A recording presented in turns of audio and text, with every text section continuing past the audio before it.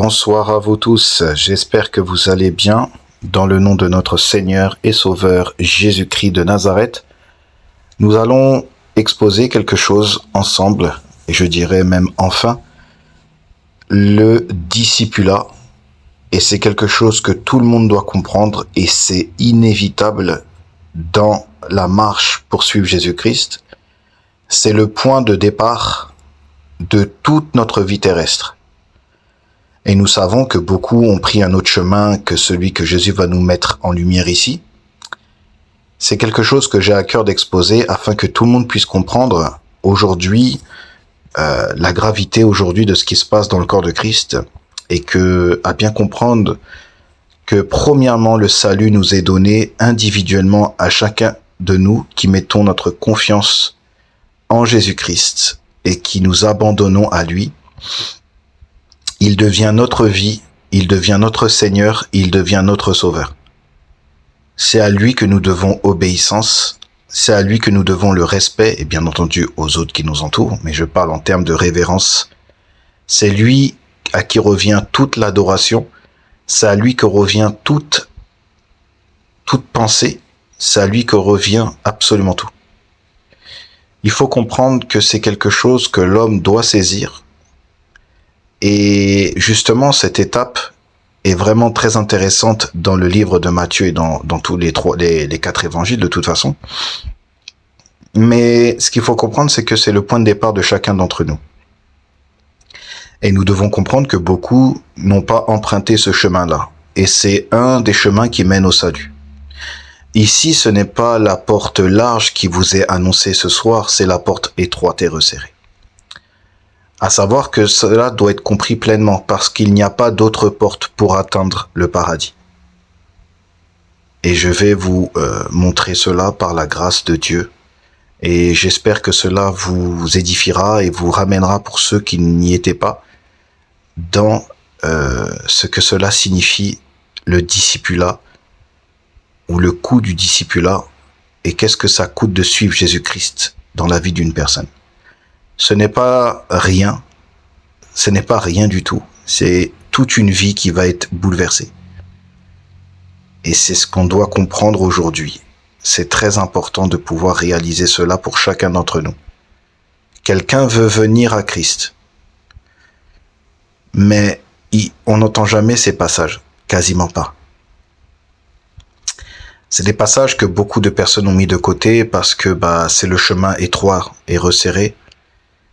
C'est le chemin qui mène à la persécution et à la souffrance pour le nom de Christ, à l'abandon total de sa propre personne, de son égoïsme, de son orgueil, et de se soumettre à Christ.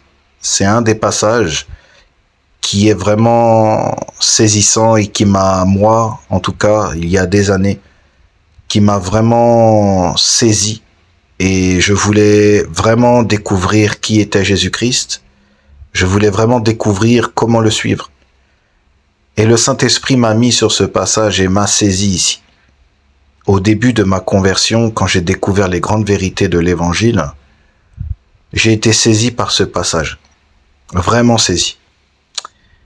Et moi, que par la grâce de Dieu, mon cœur était vraiment sincère à vouloir me tourner vers Christ dans ma chambre, je cherchais ces grandes vérités jusqu'au moment où le Saint-Esprit m'a saisi ici. Et il m'a fait comprendre ici, le seul chemin qui mène au salut, c'est ce passage, pour commencer. Si je veux suivre Christ, il va falloir abandonner et de commencer à me laisser enseigner par la parole de Dieu. Me laisser instruire, me dépouiller, abandonner ma conception de pouvoir comprendre Dieu avec mon propre intellect. Abandonner tout ce qui est de matière pour pouvoir être rempli du Saint-Esprit par la parole de Dieu. Oublier tout ce que l'homme a bâti. Oublier toutes ces prétendues personnes qui se disent connaître Dieu.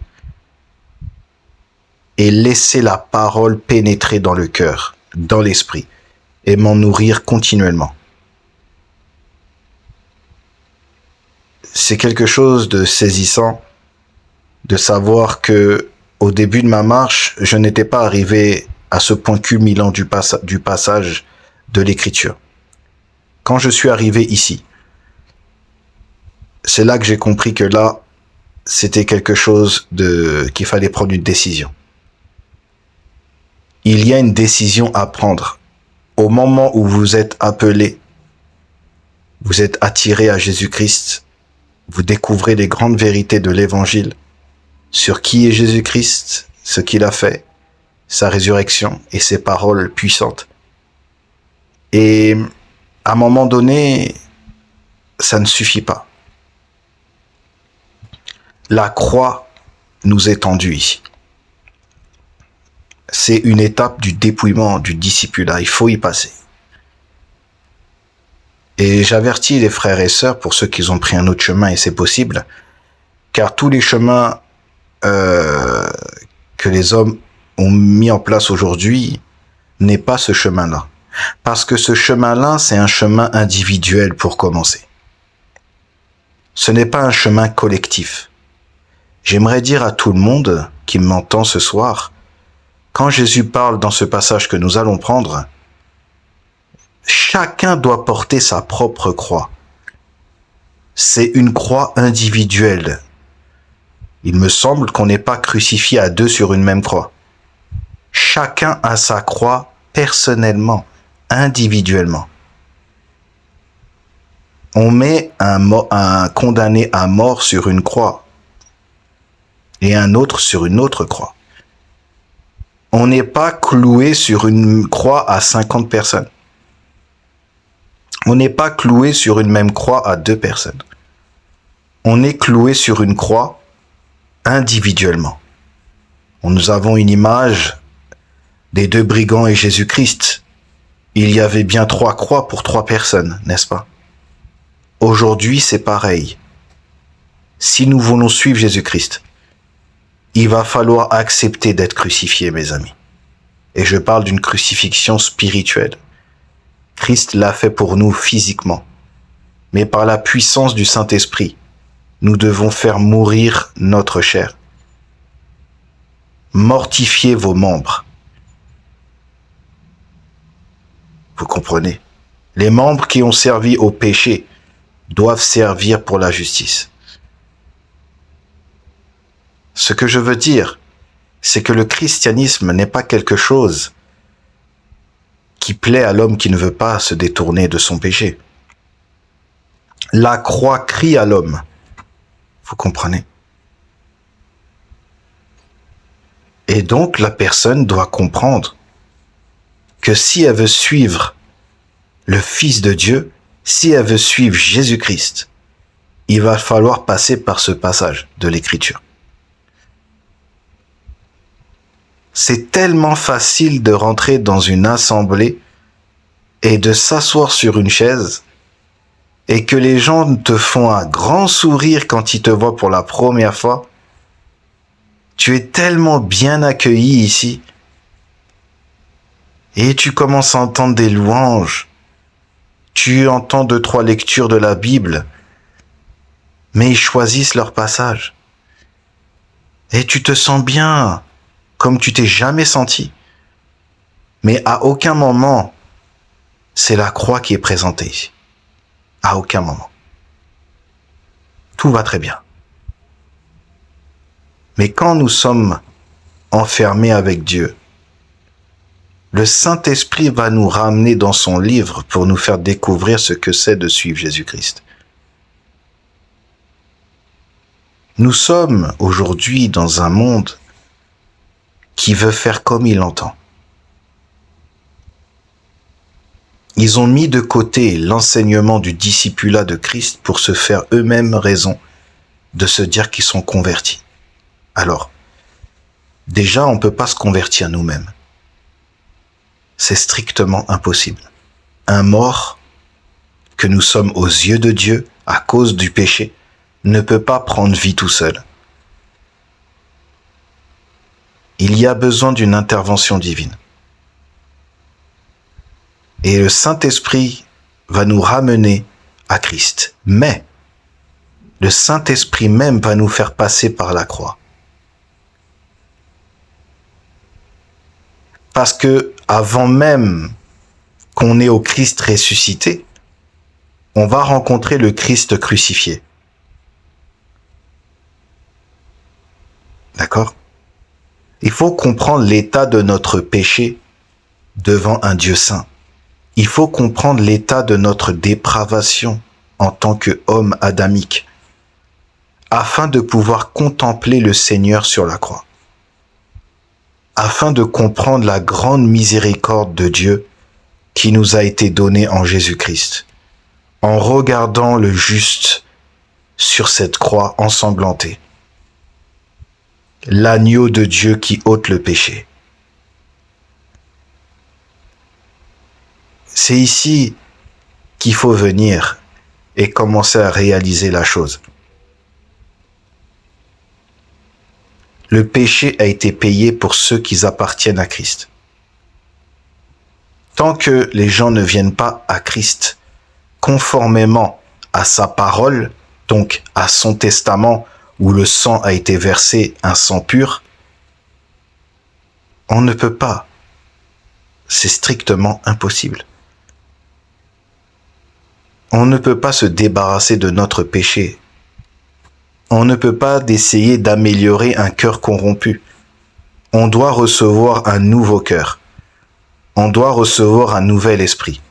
Nous devons être créés de nouveau dans l'homme intérieur. Nous devons passer par la nouvelle naissance. Nous devons accepter de mourir pour renaître. Il faut que notre vieille nature soit clouée sur une croix. La nature pécheresse adamique que tout le monde connaît. Et nous devons contempler notre Seigneur sur la croix et de voir que Dieu n'a pas balayé le tapis. Il n'a pas balayé, il n'a pas laissé, le péché sous le tapis. Tout a été pris, consommé par le Seigneur, la colère de Dieu. C'est pour vous dire à quel point le Seigneur a tellement expliqué cela aux disciples. Les disciples n'ont pas tout à fait saisi à chaque fois, et je peux comprendre. Mais à réaliser cela, aujourd'hui, le Nouveau Testament est clos. Et ce n'est pas la peine d'essayer de dire que je suis chrétien or qu'on n'a jamais suivi Jésus-Christ. Je dirais que ça ne sert à rien. Ça ne sert à rien. Le fait d'écouter des prédications n'authentifie pas qu'on a suivi Jésus-Christ. Le fait qu'on appartient à une dénomination ne veut pas dire qu'on a suivi Jésus-Christ. Le fait de chanter ne veut pas dire qu'on a accepté Jésus-Christ. Le fait de posséder une Bible et de pouvoir échanger des versets ne veut pas dire qu'on a accepté Jésus-Christ. Avons-nous tout abandonné pour Christ, frères et sœurs? On est entre nous, frères et sœurs. Avons-nous tout abandonné pour suivre Jésus-Christ? C'est une question que je fais. Ou sommes-nous encore un peu tirés par les choses du monde? Notre esprit est-il accaparé par la convoitise de ce monde? Par une espérance mondaine? Je répète la question, avons-nous tout abandonné pour suivre Jésus-Christ? Tout ce que notre chair aime, tout ce que notre chair raffole, toutes nos ambitions, tout ce que nous pensons avant que Christ vienne nous chercher, toutes nos pensées égoïstes et centrées sur nous, avons-nous tout abandonné, je répète, pour suivre la résurrection, frères? C'est de ça que nous parlons. On parle d'une vie après la mort. Christ ne nous propose pas dans l'évangile la richesse. Christ ne nous propose pas la prospérité. Christ nous propose la souffrance et la gloire après notre mort physique, pour la cause de Jésus-Christ. Je suis ici vraiment, je suis votre frère et je parle en connaissance de cause. Et je suis très sérieux avec vous, frères. Jésus nous a parlé des paraboles et il nous a dit que quelqu'un cherchait une belle perle ou des perles et il en a trouvé une de grand prix. Et il a tout renoncé pour prendre cette perle. Il a tout abandonné pour cette perle-là, mes amis. Il a même tout vendu ce qu'il avait avant. Toute sa vie a été débarrassée pour juste ce qu'il a trouvé ici. Est-ce que vous vous rendez compte de ce que ça veut dire? Quand on a trouvé Christ, on abandonne tout, frères et sœurs. Je suis sérieux. Si le Saint-Esprit vous a fait réaliser vraiment ce que c'est d'être sauvé, d'être sorti de la condamnation grâce à Jésus-Christ. Il n'y a plus maintenant de condamnation pour ceux qui sont en Jésus-Christ. Romains chapitre 8 au verset 1. Si on a vraiment réalisé que Dieu nous a sauvés au moment de notre conversion, on a tout abandonné, mes amis. Si l'homme a vraiment saisi le paradis, qui va vivre éternellement avec Jésus-Christ et qui sera sur la nouvelle terre et les nouveaux cieux. Si vraiment le chrétien réalisait qu'après sa mort, il est éternellement vivant avec Christ et tous les racheter dans un monde extraordinaire qui ne vieillira pas, là où la mort n'existera plus, là où le péché ne sera pas, là où les maladies seront pas là. Tout sera parfait. Et nous reviendrons sur cette même planète pour régner avec Christ. Si nous avons vraiment saisi cela, frères et sœurs, nous avons tout abandonné pour suivre Jésus-Christ. Non un système, non un homme, non nous-mêmes, mais Christ, et Christ seul. Je vous dis la vérité, frères. Si nous avons vraiment saisi qu'il nous a délivrés de la mort, de la séparation éternelle avec le Père en enfer, il est le Seigneur de l'enfer. Si nous avons réalisé qu'il détient les clés de la mort et du séjour des morts entre ses mains, qu'il a vaincu toute chose, toute domination, toute autorité, il a tout vaincu, il a été exalté à la droite de Dieu et que il attend maintenant que ses ennemis soient sous ses pieds et que il attend que ses rachetés le rejoignent après notre mort physique. Chaque jour est important, chaque jour nous rapproche de notre destinée éternelle. Vous dormez ce soir, vous allez vous réveiller demain, vous vous êtes rapprochés. Pareil pour le lendemain, pareil à chaque fois. Chaque heure, chaque seconde nous rapproche de la destination. Avons-nous réalisé cela? Avons-nous réalisé ce que Dieu a subi à la place des pécheurs? Avons-nous compris que Dieu est un Dieu courroucé, un feu dévorant? Avons-nous compris que si nous sommes trouvés devant lui avec quelques péchés, nous serons jetés en enfer? Frères et sœurs. Quelques péchés non confessés, qu'on pratique le mal tout en se disant appartenir à Christ, ou négliger l'obéissance du Seigneur Jésus, de ne pas se soumettre à lui.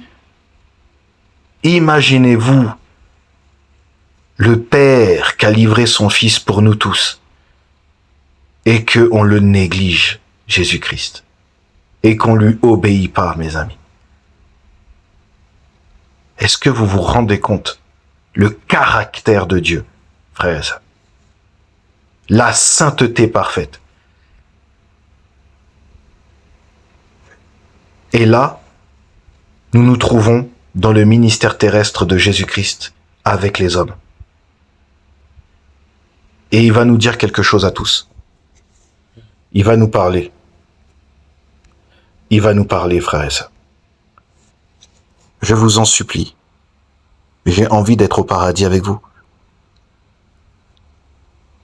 J'ai envie d'être au paradis avec tout le monde. Je ne veux pas que les gens que je ne connais pas et ceux qui me suivent, je ne veux pas qu'ils aillent en enfer. Pourtant, c'est une réalité.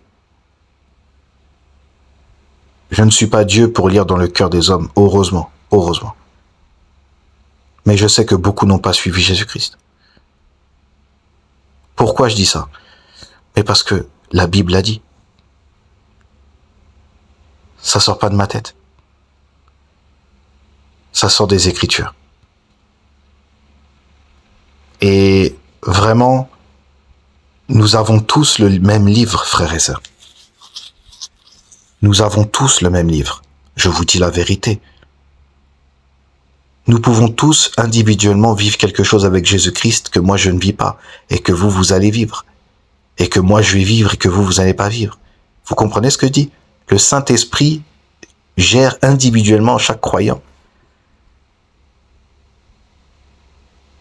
Je peux être dans un passage de l'Écriture comme Matthieu et vous, en attendant, vous pouvez être dans un passage dans Apocalypse. On a chacun cette vie intime à mener avec le Saint-Esprit. Mais cette vie nous est liée. Nous travaillons tous pour la même cause, frères et sœurs. Vous comprenez? Voilà pourquoi il est important, avant d'entamer le sujet de l'évangélisation, il est important de comprendre c'est quoi suivre Jésus-Christ. Je répète, Jésus ne nous promet pas la richesse et la gloire du monde. Il nous promet la souffrance et l'éternité. Je répète, Jésus-Christ ne promet pas la richesse.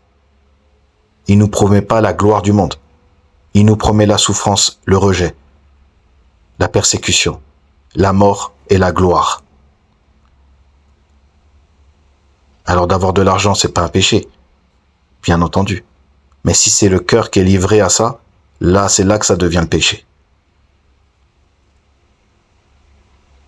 Et l'apôtre Paul l'a très bien dit dans l'épître à Timothée. Ceux qui veulent s'enrichir tombent dans la tentation. Je vous dis la vérité. Et ils se jettent eux-mêmes dans bien des tourments. Je vous dis. Ce que je veux expliquer par là, c'est que notre véritable richesse, notre véritable trésor se trouve dans les cieux, frères et sœurs.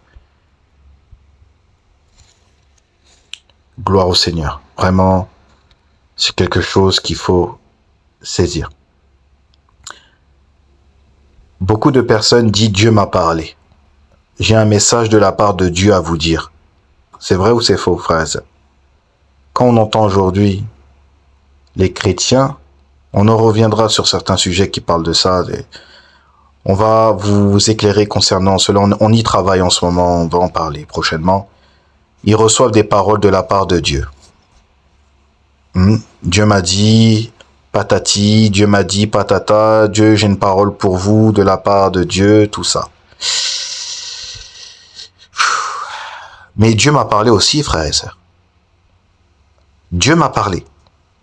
Vous allez me dire, mais Jonathan, qu'est-ce que tu racontes? T'es devenu fou? Oui, Dieu m'a parlé.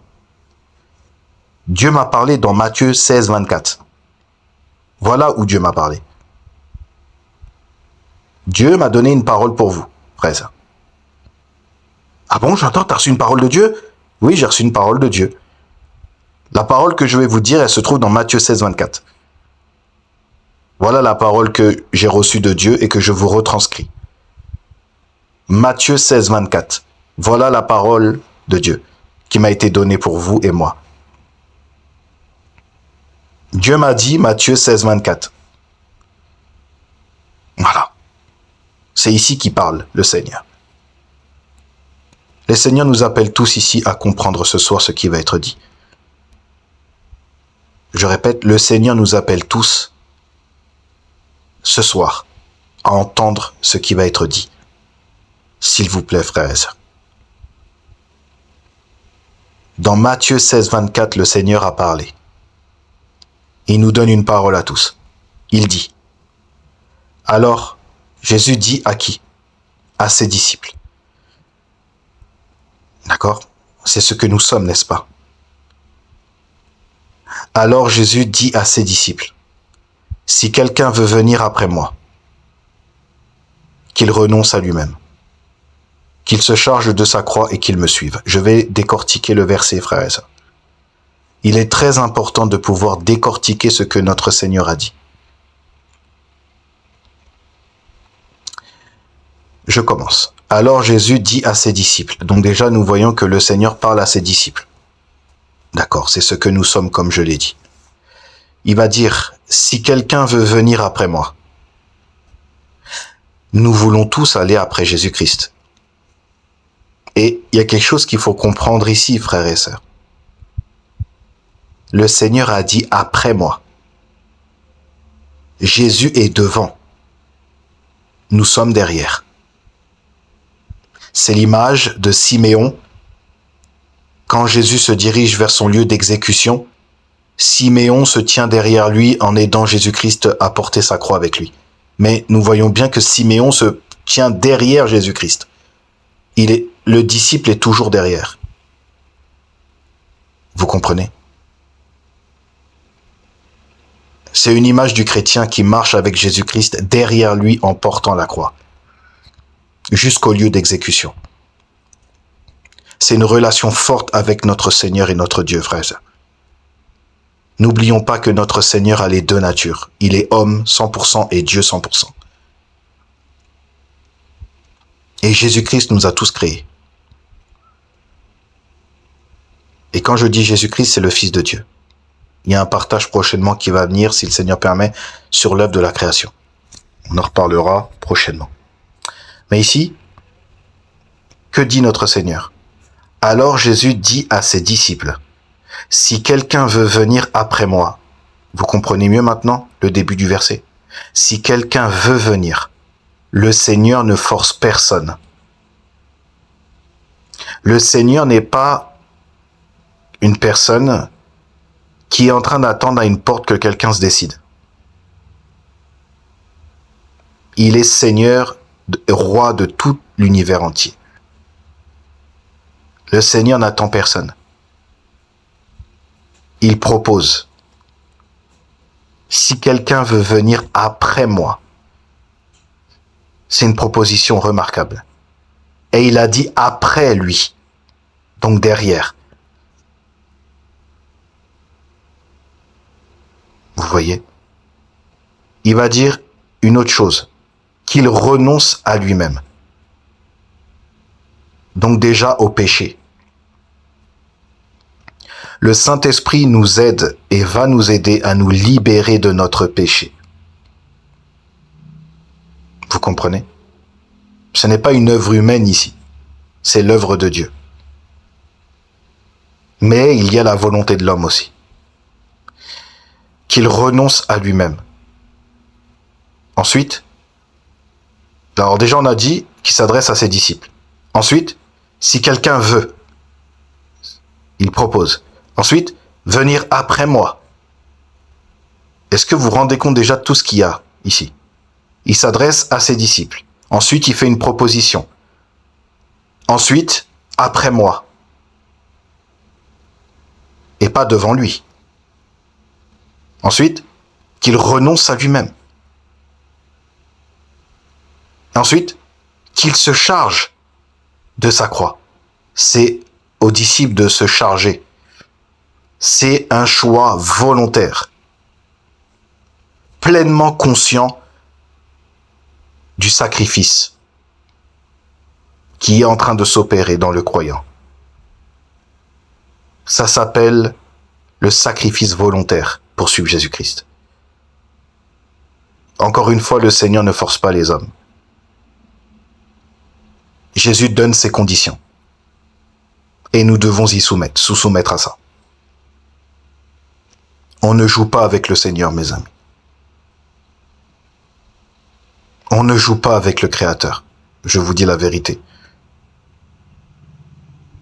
Jésus pose ses conditions et nous nous soumettons à lui. Est-ce que vous comprenez ce que je dis? C'est pas ce qu'on fait croire aux croyants. On leur dit autre chose. On ne doit pas être après une église, on ne doit pas être après une dénomination, on ne doit pas être après les réseaux sociaux. On doit être après lui. Donc à celui qui est mort pour nous et ressuscité.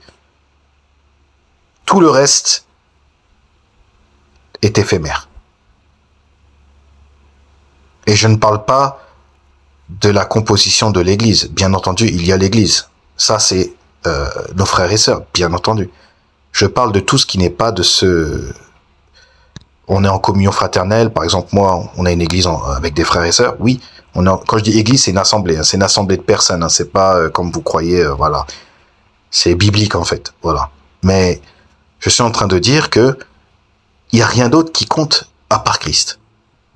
Et tous ceux qui font partie de son église, ils ont rien d'autre à part Christ. Chacun est tourné vers Christ. Et rien d'autre. L'enseignant est tourné vers Christ autant que les autres. Vous comprenez? On est tous tournés vers Christ. On est tous après lui. Vous comprenez? On est tous agrippés à son talit. Vous voyez? Tous. Il est notre centre. Il est notre modèle. Il est notre trésor. Il est notre Dieu. Il est notre Seigneur. Il est notre Sauveur. On est tous agrippés après lui. On n'est pas agrippés les uns sur les autres, on est agrippés uniquement après lui. Et bien sûr, on s'entraide entre frères et sœurs, on s'aime entre frères et sœurs. Mais le centre, c'est Christ. Nous n'avons rien d'autre et on n'a pas besoin d'autre chose. Continuons. Je relis.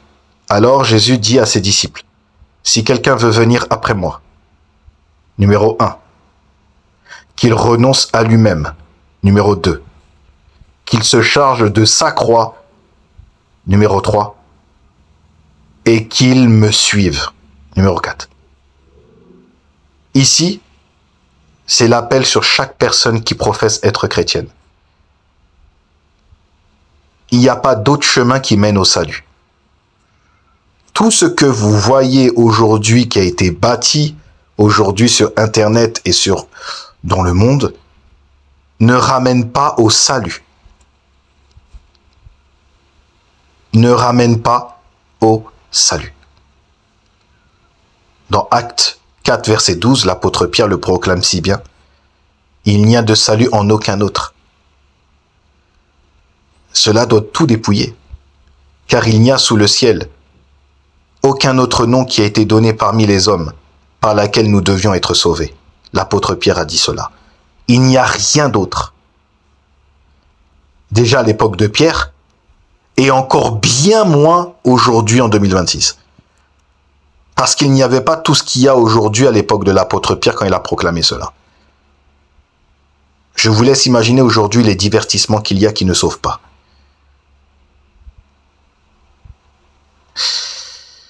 Je relis, frères et sœurs, c'est très important. Alors Jésus dit à ses disciples, donc il leur dit, vous avez vu, il a dit, le Seigneur a dit ici, il a parlé dans Matthieu 16, 24.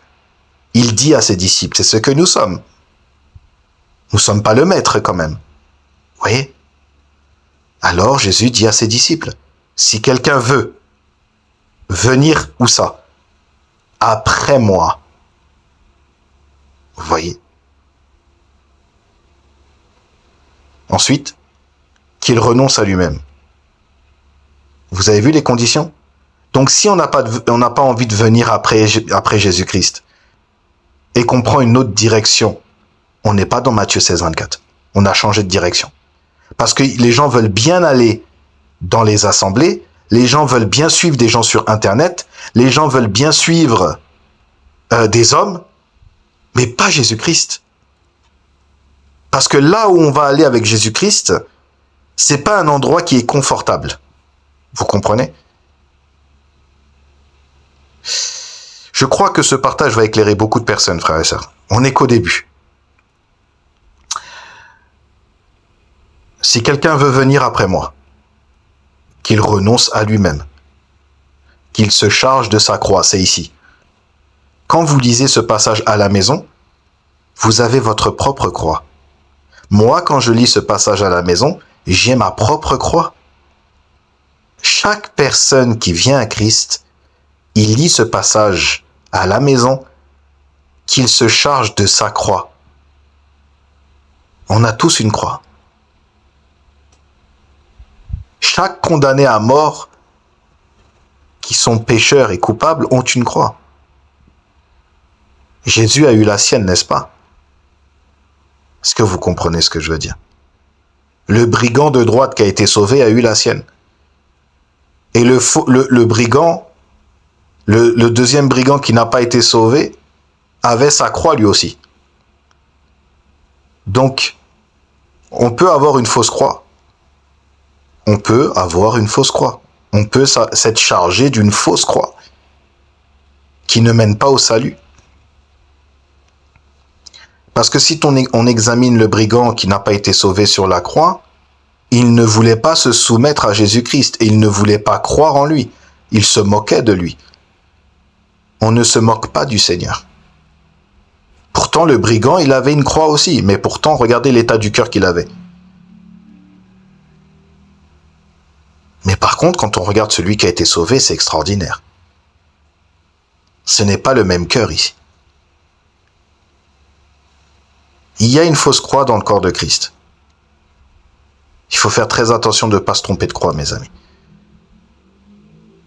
Et Jésus nous le révèle si bien, c'est quoi la croix?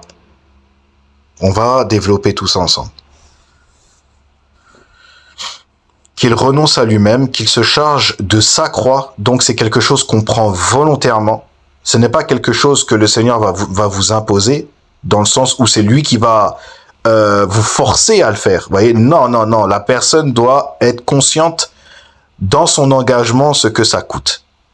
C'est volontaire le sacrifice. Jésus s'est offert volontairement à la croix, pleinement conscient. Nous devons faire de même. Nous devons nous offrir à Christ complètement et consciemment et volontairement. Être pleinement engagé dans ce sacrifice pour lui. Ensuite, après ce qu'on a énuméré, et qu'ils me suivent après ça, après avoir mis en pratique tout ça, il y a le petit bout de verset qui se termine, et qu'ils me suivent. Vous voyez? Si on n'a pas répondu à ces critères et qu'on n'y demeure pas chaque jour, dit Luc, on ne peut pas suivre Christ. On ne peut pas suivre le vrai Christ. On ne peut pas suivre la direction du paradis. Je suis la porte, dit Jésus. Celui qui entre par moi, il sera sauvé. On ne peut pas atteindre cela si nous n'avons pas respecté les ordonnances que Matthieu 16, 24 nous a données. Vous voyez l'importance de ce verset? Il faut tomber sur ce verset-là et être saisi et le méditer. Pour ceux qui n'ont pas compris. Et y rester jusqu'au jour où le Saint-Esprit vous donne cette sagesse de pouvoir comprendre et de l'accepter pleinement. Et de suivre Jésus-Christ, nous allons voir ce que ça coûte, frères et sœurs. Ensuite, je vais développer ce verset, par la grâce de Dieu. Ce verset est l'un des passages les plus clairs sur le véritable coût du discipulat. Jésus prononce ces paroles juste après que Pierre a refusé l'idée que le Messie devait souffrir et mourir. Jésus montre alors que le chemin du Christ n'est pas un chemin de confort terrestre, mais un chemin de renoncement. Si quelqu'un veut venir après moi,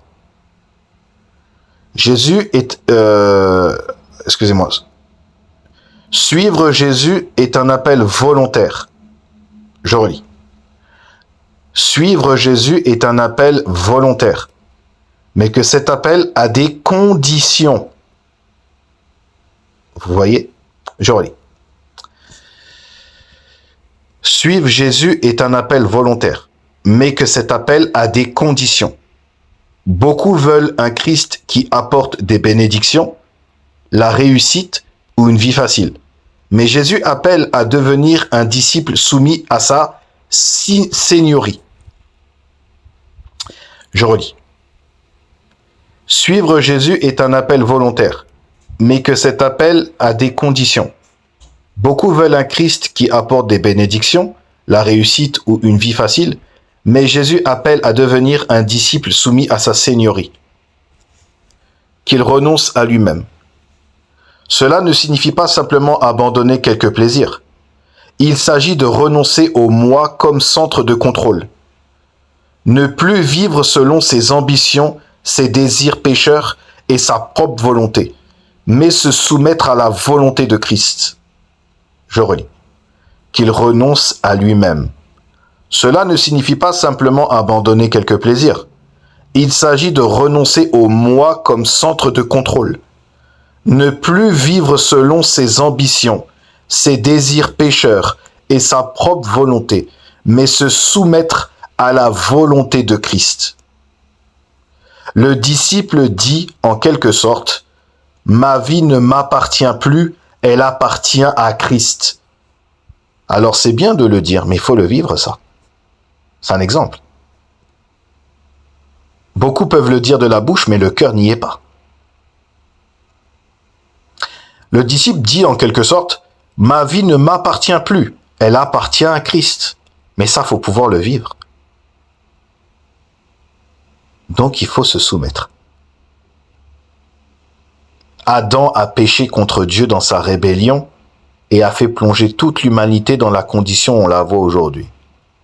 Maintenant, l'homme adamique, où Christ est venu sur la terre pour nous sauver, Christ demande la soumission de l'homme Adam adamique, qui vient de Adam dans sa rébellion. Maintenant, Christ demande la soumission. Nous venons tous d'Adam et Ève, cette race déchue qui s'est rebellée contre Dieu. D'accord? Maintenant, Christ est venu dans le monde pour sauver le pécheur. Mais il y a des conditions à ce salut. C'est se soumettre à Christ. On ne rentrera pas dans la rébellion. Il faut faire attention à qui nous avons en face. C'est très important. Il est Seigneur de l'univers. On parle de Dieu ici, frères. On a trop voulu humaniser le Seigneur avec leurs films à la télévision. Je vous dis, très peu comprennent encore la réalité. Sur la généralité, je parle. C'est le contraire d'un christianisme centré sur l'homme. C'est ce que nous voyons aujourd'hui. Jésus ne promet pas « Viens à moi et je réaliserai tous tes rêves. » Mais « Viens à moi et meurs à toi-même. » Aïe, aïe, aïe. Aïe, aïe, aïe. Voyez, frères et sœurs, je relis, c'est très intéressant. Le disciple dit en quelque sorte, donc, « Ma vie ne m'appartient plus. Elle appartient à Christ. » C'est le contraire d'un christianisme centré sur l'homme. Jésus ne promet pas « Viens à moi et je réaliserai tous tes rêves. » Mais « Viens à moi et meurs à toi-même. » Qu'il se charge de sa croix. À l'époque de Jésus, la croix représentait la honte, la souffrance et la mort. Porter sa croix signifie être prêt à supporter le rejet, les persécutions et les sacrifices par fidélité à Christ. Je relis. Qu'il se charge de sa croix. À l'époque de Jésus, la croix représentait la honte, la souffrance et la mort. Porter sa croix signifie être prêt à supporter le rejet, les persécutions et les sacrifices par fidélité à Christ. Le chrétien ne porte pas la croix pour obtenir le salut par ses œuvres, mais parce qu'il appartient déjà à Christ, la vraie foi produit une vie de soumission et de persévérance. Le chrétien ne porte pas la croix pour obtenir le salut par ses œuvres, voyez, mais parce qu'il appartient déjà à Christ. La vraie foi produit une vie de soumission et de persévérance. Et qu'ils me suivent. Suivre Jésus, c'est marcher derrière lui dans l'obéissance. Alors là, ça fait mal là. déjà depuis les premières lettres du verset, ça fait déjà mal. Mais alors là, et qu'ils me suivent, là c'est terrible. On a dit le suivre lui. On n'a pas dit d'aller voir EMCI. On n'a pas dit d'aller voir MLK. On n'a pas dit d'aller voir ACER. On n'a pas dit d'aller voir ICC. On n'a pas dit d'aller suivre eux. Hein. On n'a pas dit d'aller suivre ces gens-là. On a dit de suivre le Seigneur. Suivre ces gens-là, ce n'est pas suivre le Seigneur. Il faut bien comprendre, il n'y a pas écrit ICC ici. Il n'y a pas écrit ACER, il n'y a pas écrit EMC, il n'y a pas écrit tout ça. Suivre le Seigneur, c'est tout sauf ça. Ça, c'est pour mettre un éclairage public. Vous voyez? C'est pas écrit ici. Mais pour beaucoup, c'est devenu le moyen. Eh ben, ils se sont trompés de direction ici. Donc, c'est pour ça qu'il y a un mot dans la Bible qui s'appelle la repentance. Ça sert à ça. Et si on évite ça, mes amis, attention, hein. On parle de la destinée éternelle. C'est de ça qu'on parle. La vie après la mort, on va où si on n'a pas suivi Christ? Il n'y a pas de salut. Il n'y a pas de salut. On peut suivre autant de fois les hommes qu'on veut, hein, mais ça mène pas au paradis. Vous voyez? Et je dirais aussi, voilà pourquoi les places publiques sont vides. Pour beaucoup d'endroits, parce que les gens n'ont pas suivi Christ, justement. Voilà pourquoi beaucoup de places publiques sont vides et que l'évangile n'est pas proclamé. Parce qu'en fait, ils ont un christianisme centré sur eux et non pas sur Christ. C'est le signe déjà, ça. Quand une assemblée n'évangélise pas en extérieur, elle est morte. Mes amis, elle est morte. Je vous dis, elle ne brille plus dans le monde. Elle est éteinte. Vous comprenez? Il n'y a plus d'huile dans la lampe. Vous voyez? C'est fini. Parce qu'ils sont dans la désobéissance. À un ordre direct du Seigneur Jésus. Continuons. Suivre Jésus, c'est marcher derrière lui dans l'obéissance. Suivre son enseignement. Imiter son humilité. Accepter ses priorités. Persévérer même dans la souffrance. Alors, ce passage avec cela met en contraste ce passage avec un évangile qui promet seulement le bonheur terrestre. Jésus appelle d'abord à la fidélité, pas au confort. Un vrai disciple de Jésus renonce à gouverner sa propre vie. Accepte le prix de suivre Christ. Marche dans l'obéissance jusqu'au bout. Le message de Matthieu 16, 24 est donc, on ne vient pas à Jésus pour ajouter Christ à sa vie. On vient à Jésus pour lui donner toute sa vie. C'est terrible. Donc ici, on va prendre la suite. Alors, attendez.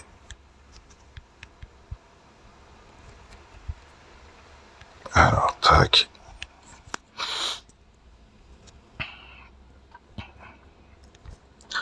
On continue.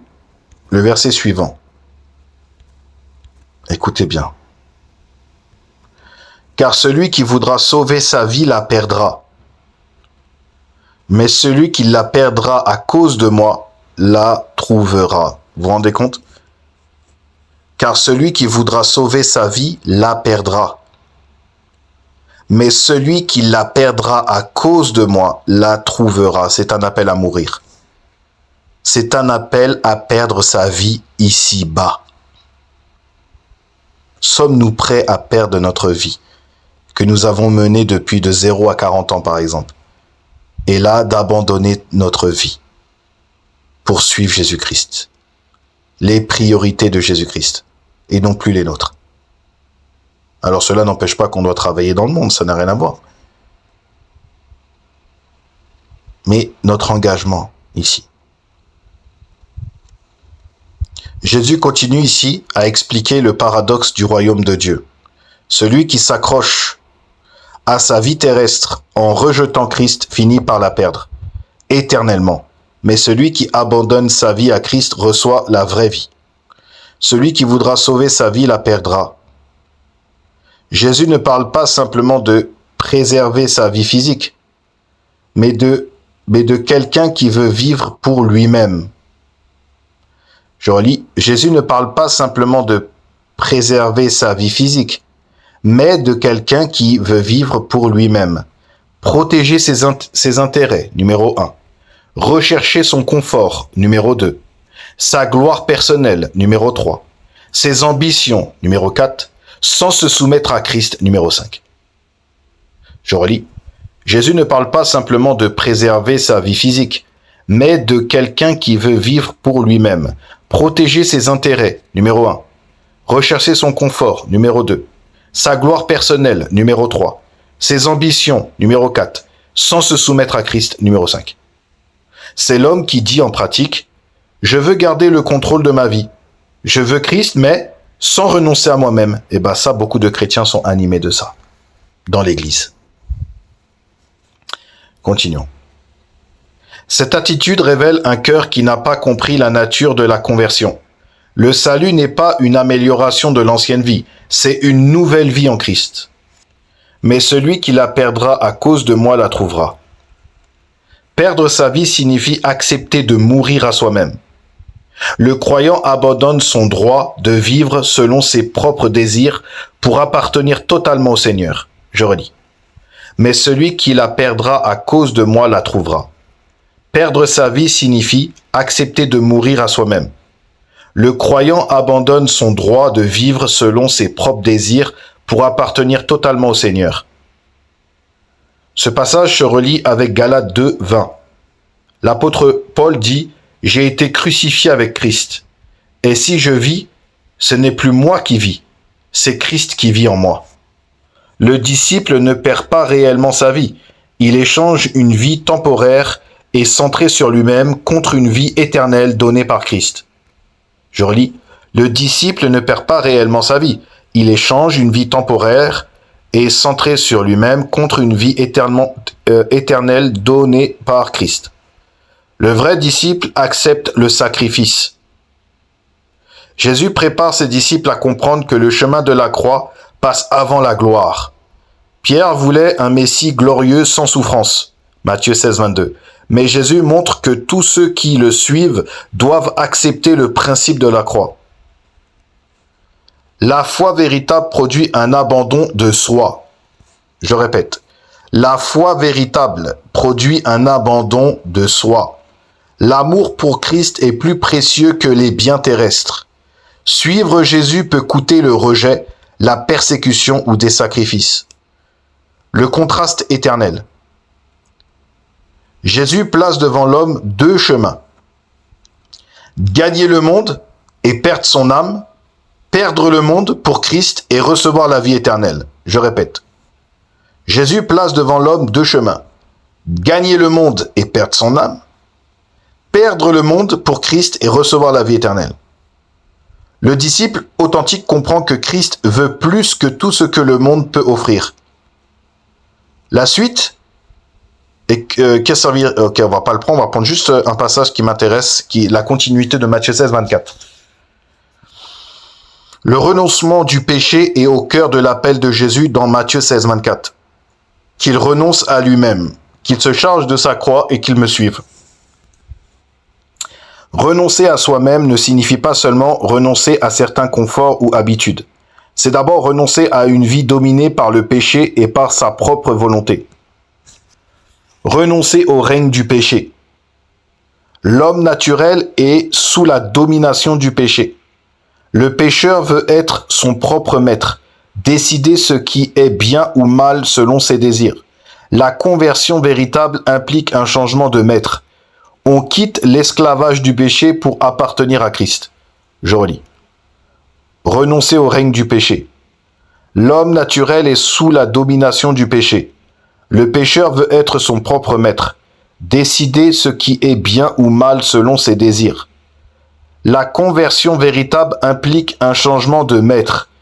On quitte l'esclavage du péché pour appartenir à Christ.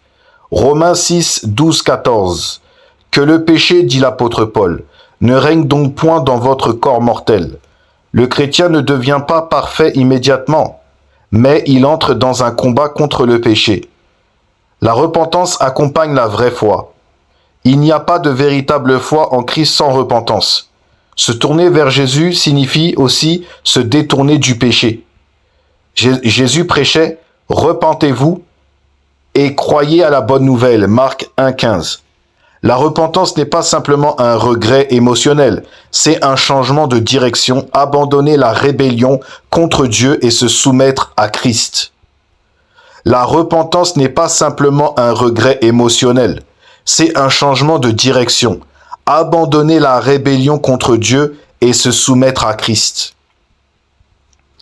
Mourir à ses désirs pécheurs. Porter sa croix signifie accepter que l'ancien moi soit crucifié. Cela touche l'orgueil, l'amour de l'argent, l'immoralité, la colère injuste, l'amertume, l'idolâtrie du moi. Je relis. Porter sa croix signifie accepter que l'ancien moi soit crucifié.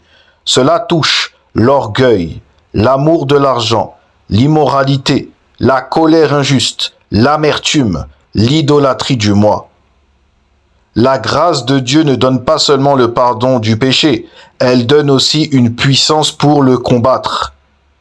La grâce de Dieu ne donne pas seulement le pardon du péché, elle donne aussi une puissance pour le combattre. Tite 2, 11, 12. La grâce de Dieu nous enseigne à renoncer à l'impiété et aux convoitises mondaines, dit l'apôtre Paul. Le combat quotidien. Renoncer au péché n'est pas une décision faite une seule fois, mais une marche quotidienne. Jésus dit qu'il se charge de sa croix chaque jour et qu'il me suive. Luc 9, 23. Le croyant cherche à tuer le péché, non pour être aimé de Dieu, mais parce qu'il a été transformé par Dieu. Colossiens 3, 5 dit « Faites donc mourir les membres qui sont sur la terre ». Un christianisme qui prétend suivre Jésus tout en aimant volontairement le péché est une fausse profession de foi. La vraie conversion produit une lutte contre le péché et un désir croissant d'obéir à Christ. C'est glorieux. Glorieux. Donc, frères et sœurs, nous reviendrons prochainement pour la suite du partage. C'est pas fini. Mais je vais pas tout mélanger. Là, nous avons touché à un point du discipulat, et bien entendu, il y a encore beaucoup de choses à dire là-dessus, mais je réserve la suite pour la prochaine fois. Donc, en tout cas, j'espère que cela vous aura éclairé. Et si vous avez des questions, vous pouvez nous contacter par mail. Ce sera plus simple que dans l'espace commentaire. Comme ça, nous pouvons aussi vous accompagner si vous avez besoin d'un soutien quelconque. Et en tout cas, prenez soin de vous et je reviendrai prochainement pour un prochain partage et le frère Brendan aussi interviendra pour un autre sujet. En tout cas, prenez soin de vous. À bientôt, frères et sœurs.